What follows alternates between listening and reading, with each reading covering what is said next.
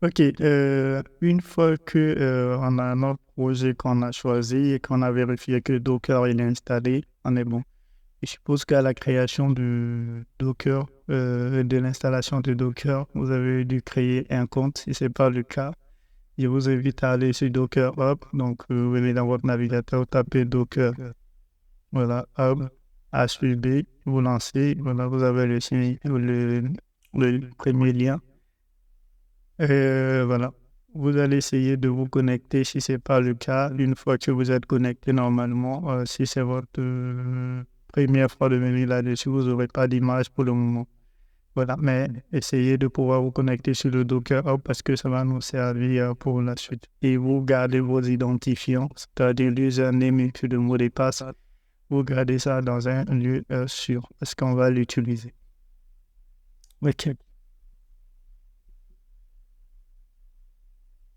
Donc, une fois que c'est bon, votre Docker Hub est prêt, votre Docker Desktop est fonctionnel sur votre machine, tout est bon, on va commencer.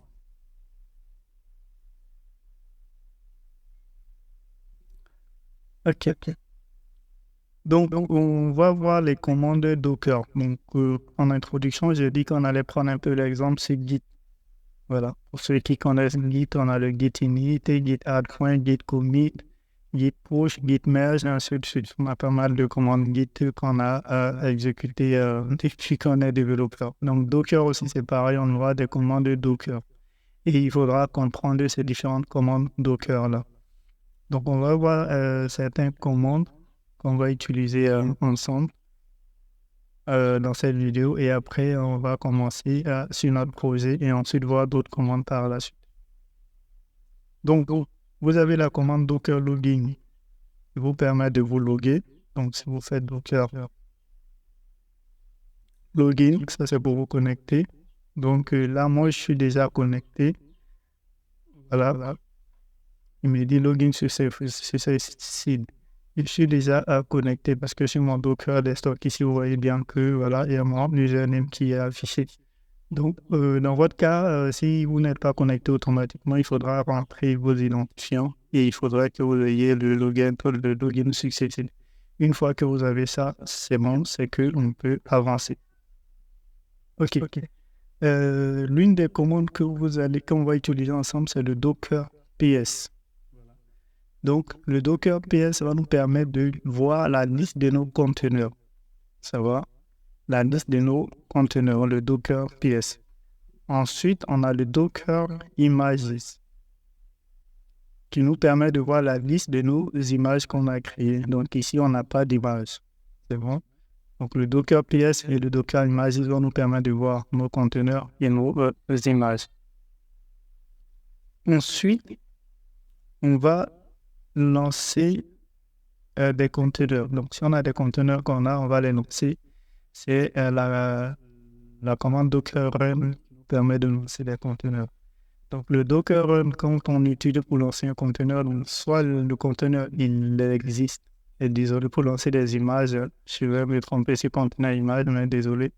Pour lancer des images, soit l'image existe sur notre machine, il va la lancer directement. Si l'image n'existe pas, il va pour l'image. Si l'image est bien sur Docker Hub, il va pour l'image. Donc, l'image que nous allons utiliser ici pour notre exemple, ça sera nginx. Donc, pour ça, vous faites Docker Run de nginx. Voilà, avec le tag. Le tag, on va prendre les tests. On désolé, les tests comme ça. Et on le lance. Donc, on lance, il va aller chercher le truc, il va le pull. Et là, il nous dit qu'il a lancé le Nginx. Donc, si on vient dans nos conteneurs, on va voir qu'il y a le conteneur Nginx, les tests qui est lancé. Dans les images, on va voir qu'il y a l'image Nginx qui est lancée également. Donc, pour vérifier, vous allez juste taper localhost. Voilà. Donc, si vous tapez localhost, vous n'aurez rien. Donc, ça, c'est très clair, vous n'aurez rien. Parce que là, le Docker, comme vous voyez, Docker, c'est une machine virtuelle qui est sur notre machine. Donc, il y a deux machines en un. Donc, on a notre machine physique qu'on utilise et on a la machine Docker qui est dans cette machine-là. Donc, il y a des ports qui vont se partager.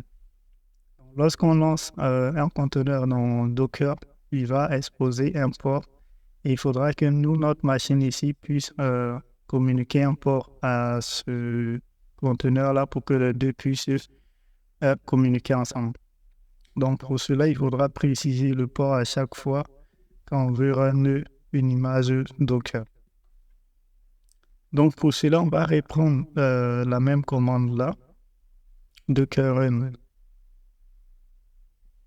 en utilisant la commande "-p". Le port 80 ici, voilà. Ça, c'est le port de notre machine physique. Et le port 80, ça, c'est le port de NGINX, voilà, à défaut. Donc, on lui dit que le port 80 de notre machine-là, va communiquer avec le port 80 du NGINX. Si je lance cette fois-ci, on a bien le truc qui est lancé. Si on vient dans nos conteneurs ici, donc on va voir que cette fois-ci, il est bien lancé sur le port 80 ici. Voilà, contrairement le premier qui n'avait pas de port. Et on a bien la même image qui est utilisée. Donc cette fois-ci, si on vient sur localhost, vous allez voir que vous avez bel et bien Welcome to NGINX. C'est pareil aussi, si vous allez sur 127.0.0, vous aurez bien Welcome to NGINX. Pour le port également, on peut changer de port. Comme j'ai dit, on a le port de notre machine qu'on va connecter au port du conteneur. Donc ici, on peut lui dire, par exemple, nous, on veut écouter sur le port 8000. Nous, notre machine propose le port 8000 au Docker et le Docker est lancé sur 80 et ils vont communiquer ensemble.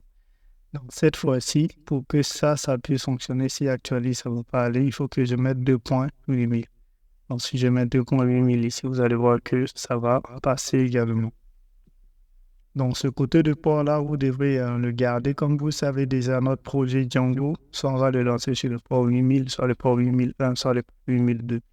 Donc si on lance le port 8000 dans Docker, il faut que nous, on lui passe un port après sur notre machine pour que les deux ports puissent communiquer. Donc cette partie, c'était juste vous montrer cette notion de port-là. Donc si on reprend nos commandes de départ, c'est-à-dire le Docker PS, voilà, actuellement on n'a pas de conteneur actif parce qu'on a coupé, donc tous les conteneurs sont éteints. Si on fait Docker, ou bien si on fait le PS -a, voilà, on va voir les conteneurs qui sont existants. Si on fait Docker Images, voilà, on a notre image NGINX qui est disponible actuellement.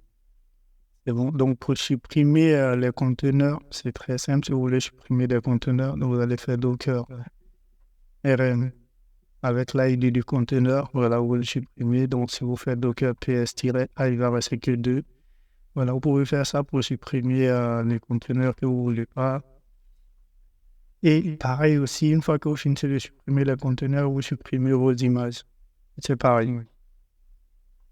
Très bien. Donc du coup, on va se donner rendez-vous dans la prochaine vidéo et créer notre première image. C'est pas de nous-mêmes, on va créer notre image parce que là, on a utilisé le NGINX.